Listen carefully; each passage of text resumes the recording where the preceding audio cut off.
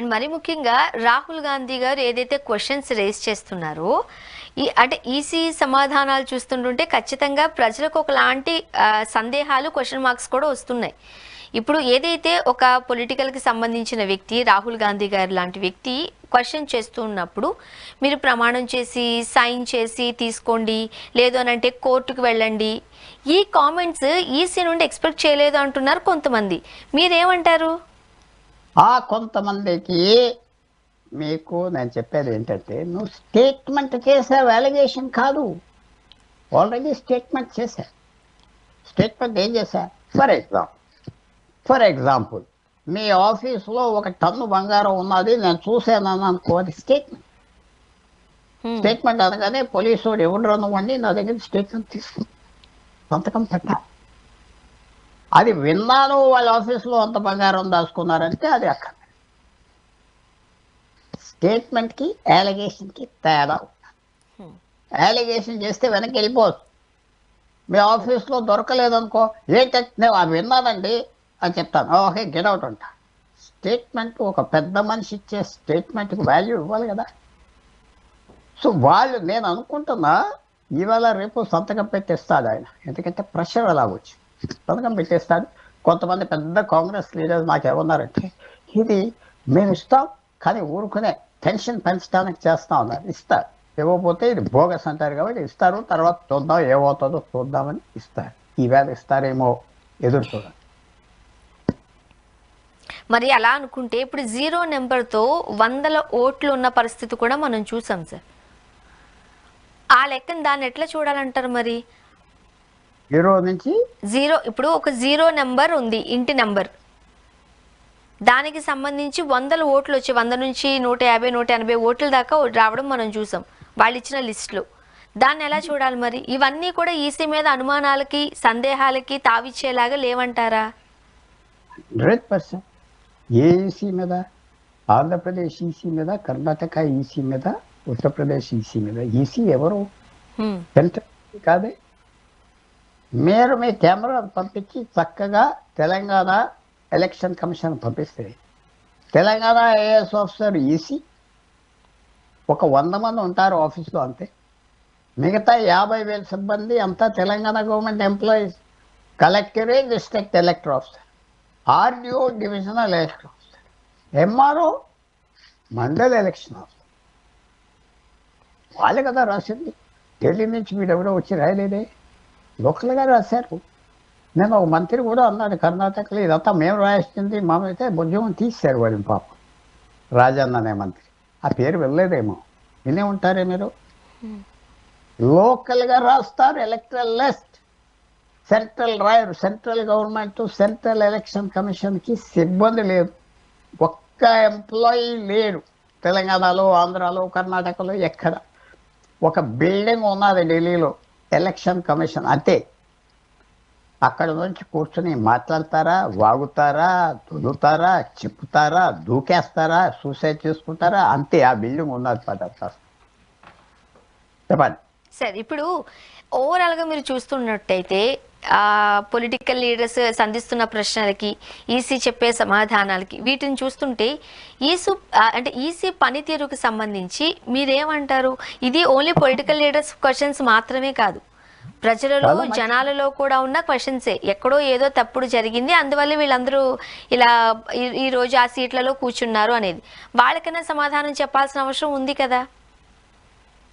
నిజంగా చెప్పాలంటే వాళ్ళు కోర్టుకు వెళ్ళారు అంతే. నిజంగా చెప్పాలంటే ఎలక్షన్ కమిషనర్ చక్కగా చెప్పాడు, మేము ఎలక్షన్ కండక్ట్ చేసింది, నువ్వు కంప్లైంట్స్ తీసుకొచ్చావు, ఎంత నాన్ సెన్స్ అన్నావు.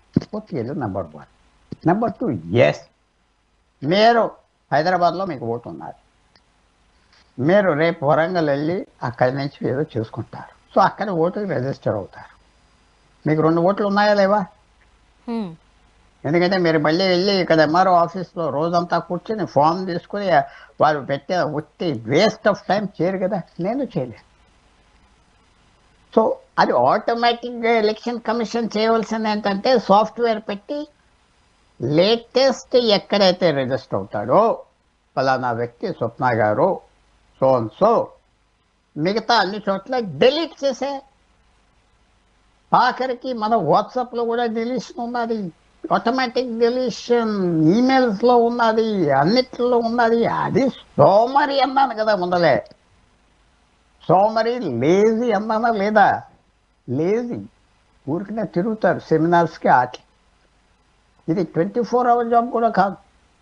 వాళ్ళు సాఫ్ట్వేర్ పెట్టి ఫలానా స్వప్న గారు హైదరాబాద్లో రిజిస్టర్ అవ్వారు, లాస్ట్ ఎలక్షన్ ఆ వరంగల్లో ఉన్నారు, ఇక్కడ రిజిస్టర్ అవ్వారు, ఇంకా ఇండియాలో ఎక్కడున్నా ఓట్లు కొట్టేయాలి, ఆటోమేటిక్గా డిలీట్ చేసేయాలి, అంతే కదా. అది చేయకపోతే నేనేం చేస్తా? అన్నిటికంటే ముఖ్యంగా జ్ఞాపకం పెట్టుకోండి, ఎలక్షన్ కమిషనర్ ఎంతో చేయలేదు, అంత ధైర్యంగా ఎంతో మాట్లాడలేదంటే 5 కారణాలు ఉన్నా 50 ఇస్తా. ఆయన అంత సత్తా ఉన్న మనిషి కాదన్న. వెంటనే స్టేట్మెంట్ చేశారు, మీరు కంప్లైంట్ చేయాలి, అరెస్ట్ ఎనీబడి. అవసరం వస్తే ఆయన పార్లమెంట్లో అసెంబ్లీలో ఉంటే సీట్ తీసేయాలని పెట్టాలి. అప్పుడు ఆయన సంస్థను కాపాడుకోకపోతే ఎలాగా? ఆయన ఎందుకు భయపడ్డారు అంటే, ఒక్కో మనిషి వేరే ఉంటారు, పర్సనాలిటీస్ బట్టి ఉంటారు, పర్సనాలిటీ. సార్ ఇప్పుడు ఇండిపెండెంట్ బాడీస్ ఇవన్నీ కూడా ఓకే, వీటిని నిర్వర్తించడంలో ఇన్ని క్వశ్చన్స్ మీరు అన్నట్టుగా ఏదైనా ఒక అలిగేషన్ వచ్చింది అని అన్నప్పుడు దానికి ఆన్సర్ చేయాల్సిన ఇది ఈసీకి లేకపోయినప్పటికీ కూడా అలా ఆన్సరబుల్గా ఉండకుండా తగు జాగ్రత్తలు తీసుకుంటూ సందేహాలకి తావివ్వకుండా పనిచేయాల్సిన బాధ్యత వీటిపై ఉంటుంది, ఈ వ్యవస్థలపై. బట్ ఇన్ని అనుమానాలు, ఇన్ని సందేహాలు, ఇన్ని క్వశ్చన్స్ రేజ్ అవుతున్నాయనంటే ఈసీ పనితీరు మీద ఎక్కడొక డౌట్ ఉందనే కదా. ఓవరాల్గా చూస్తే ఈసీకి సంబంధించి తన చేసే పనికి సంబంధించి ఫెయిల్ అయింది అని అనుకోవచ్చా గత ఎన్నికల్లో? 100%. కానీ కథ కాదు, ఇప్పటి వరకు ఎలక్షన్లో ఫెయిల్ అయింది, మొన్న ఎలక్షన్తో ఫెయిల్ అయింది.